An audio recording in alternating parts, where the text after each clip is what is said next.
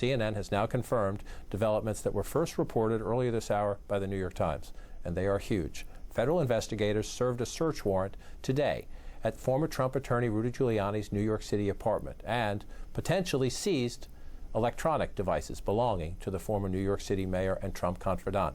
Let's bring in our Justice correspondent, Evan Perez, for more details. Evan, what more do we know? Well, John, this is a decision that obviously would have had to get approval by the highest levels of the Justice Department. Lisa Monaco is now the Deputy Attorney General as of last week, and she would have had to approve of taking this step under a memo that was issued at the end of December by then Deputy Attorney General Jeffrey Rosen. Rosen had been wrangling with this issue in the closing months of the Trump administration, John. This is a request that the Southern District of New York, the prosecutors there, had made to headquarters of the Justice Department to get approval to get this very intrusive, very unusual, obviously, warrant against the president, the sitting president's personal lawyer. And so this is something that got the attention of everybody at the highest levels of the Justice Department at the time. And at that time, they decided that there was not enough evidence. They believed that the prosecutors needed more before trying to get this warrant. Again, they wanted to get electronic devices. They wanted to get documents. They wanted to go to his residence, to his office. Again, very, very unusual steps, and it required a lot more approvals at the Justice Department at the time. Jeffrey Rosen and some of the leadership of the Justice Department decided that there wasn't enough evidence. Clearly, that has been revisited by the new Biden administration leadership, and they decided that it was okay to do this raid today. And it's obviously, a big step because, not only is the former president's personal lawyer, John, but just getting to, as you know, just getting into a lawyer's office means that you're going to get sensitive documents, attorney-client privileged documents that they're going to have to set up a separate team to review before some of the prosecutors, the investigators can even take a look at it. There's a lot of steps involved in taking a very unusual step like this. Right, no question, and that will be fought, as we've seen in other cases, fought through the courts. So what is acceptable to hand over, what is viewed as privileged. Evan, just help our viewers understand. This case, the investigation of Rudy Giuliani, as you note, dates back to the Trump administration. Either they came up with new evidence, or Lisa Monaco decided to apply a different standard than her predecessor from the Trump administration. Our reporting will tell us that in the days and hours ahead as we see what's filed in the court or what's under seal in the court and do some reporting. But remind us of the questions at stake here. Two of Rudy Giuliani's associates already under federal indictment. The question that was on the table was his work with these Ukrainians, did it somehow lead him into conflicts and violations of federal law?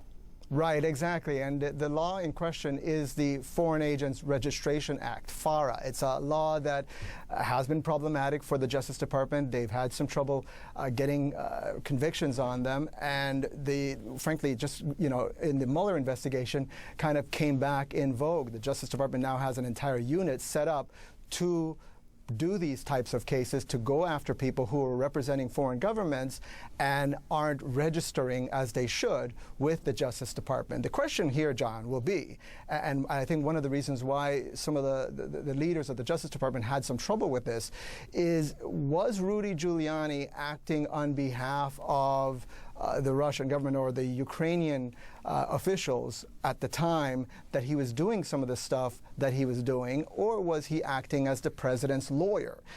Giuliani and his defenders and the president's team the former president's team would argue that Giuliani was acting as the president's personal lawyer, and it was within his political work to try to go get this evidence, which was really intended to tar and to attack Joe Biden and his family for, as part of his political work on behalf of the president, the then president. The issue here is whether that qualifies as a violation of the Foreign Agents Registration Act, whether the lobbying that he was doing work would qualify as a violation of those laws. And so, I think, again, this is not a slam dunk case. I think there's been a reason why investigators have been working on this, and you still see that the case has not been brought, because this is going to be a tough case to bring, and you can expect you brought it up, the president, the former president, his legal team are likely to go to court and say, well, you can't get this, you can't get that, because they know that there could be some exposure on the part of the former president. Right, and so this will end up before a federal judge, but it's the Biden Justice Department playing at least initial referee at the moment instead of the Trump Justice Department. Right. That is a big change there. Evan, stay with us. I just want to remind people, remember, one of the questions late in the Trump administration, David Chalian, was should the former president issue blanket pardons to a whole bunch of people who had ethical questions raised about them, including Rudy Giuliani, his attorney. That was not done in the end, but I just want to remind people again, and this is the day of the insurrection. This is the rally before the pro-Trump mob marched up to the Capitol. Rudy Giuliani was with this president on issues that raise a whole lot of ethical questions, including the big lie. Listen to the very end.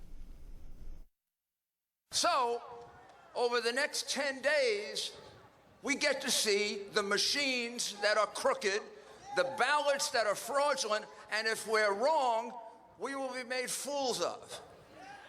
But if we're right, a lot of them will go to jail. So, let's have trial by combat.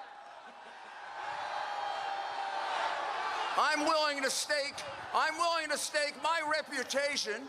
The president is willing to stake his reputation on the fact that we're going to find criminality there. Is Joe Biden willing to stake his reputation that there's no crime there? No. Rather rich in irony there, David Chalian, in the sense that Rudy Giuliani and his legal team were made fools of in more than 70 courts across America, where judges, even judges appointed by Donald Trump, said, leave. You have no evidence. Stop coming back. This is ridiculous. So now you see him mocking Joe Biden there, but the tables have turned with the service of this warrant on his Upper East Side apartment. Yeah, I think Giuliani was probably right there that Donald Trump and Rudy Giuliani's reputations were on the line with going forward with the big lie, and I think their reputations suffered because of it. Remember, John, you know this well from talking inside to Trump sources and those around the Trump orbit. Rudy Giuliani, especially towards the end, once we were in the election and election challenging season, he was a very divisive figure even inside the Trump orbit. There were people that thought, that press conference he held at the Republican Party headquarters pursuing some of this big lie stuff, and then that bizarre press conference in Philadelphia. There were not a lot of established Republican election lawyers who were rallying around to the president's call that there was this totally illegitimate election that somehow had occurred because there was no evidence. You cited the actual results in court, and there were many folks inside Trump's world who thought Giuliani was perhaps a bit too far off in the way in which he was trying to stick with the president and pursue the manner in which he was trying to pursue this notion of the big lie. Quick to sign on to conspiracy theories. And Evan Perez, come back to the conversation. That is one of the questions about the work in Ukraine as well.